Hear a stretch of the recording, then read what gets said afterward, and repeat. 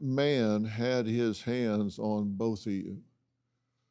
Yes, sir. What's your reaction to hearing him speak and say those things, knowing that he had you incapacitated, drugged, and had his hands on you? I really suffered once I realized what happened to me, survivor's guilt. I basically suppressed my feelings with drugs and alcohol for a while. It's a miracle that I'm still married. But I blame myself for what happened to Billy because I didn't remember. And I remember when I met Billy and Billy had told my wife what happened, and my wife asked Billy, how could he not remember? 30 years, Dr. Phil, I did not have any inkling what happened to me.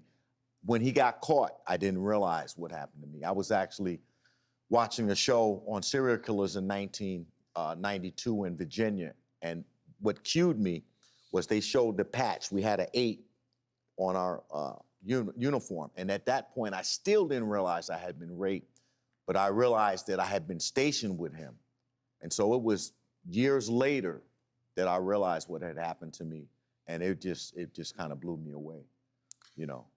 Well, Preston, he says that he didn't commit any crimes out of hate, but you said you sensed racism and hate spewing out of him. Yes. I was not afraid of Jeff. I actually knocked Jeff out because he urinated in my boots, and they moved him out of my room. And that was early on when I met him in probably July or August of '79. So he was definitely a racist. Mm-hmm. But it's not for me to say, you know, I'm not going to play the race card and say he was, you know, it was white privilege. But that's something Billy. It was white privilege. Yeah, I agree with that as well. The charisma, the good-looking guy from Wisconsin, and he played all these people. And he's lying in that interview. He's lying. He was a practiced liar, practiced manipulator, practiced everything. How can you get like that young?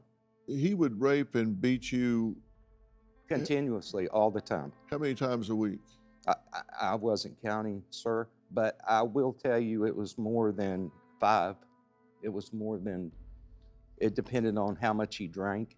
I actually stole his money out of his wall locker while I was doing that. I found ketamine bottles.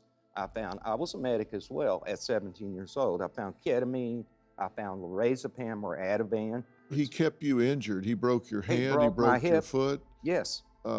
He stabbed you. He stabbed me, I think we counted 30 times. And this actually is a fingerprint right here. I see that. I'm grabbing here and choke. He stabbed you 30 times. He said that he was going to take my prostate out. I was tied up at the time. He had given me something IV, which as medics we had, you know, access to all that stuff.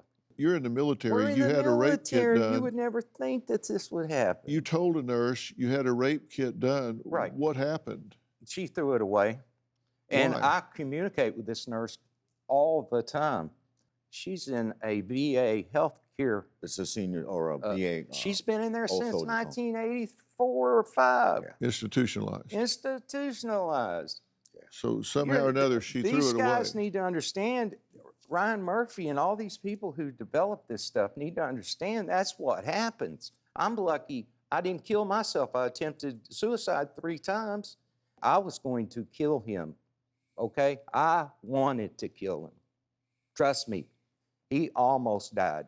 But I had enough sense and a great enough family and a mother that would have not understood that. I wanted my mama. I wanted my brothers and my 5 sisters. I wanted them back. And I knew if I killed myself, I knew if I killed him, I'd never see him again. Do you have a story or a question for me? Click the link in the description and tell me what in the world is going on.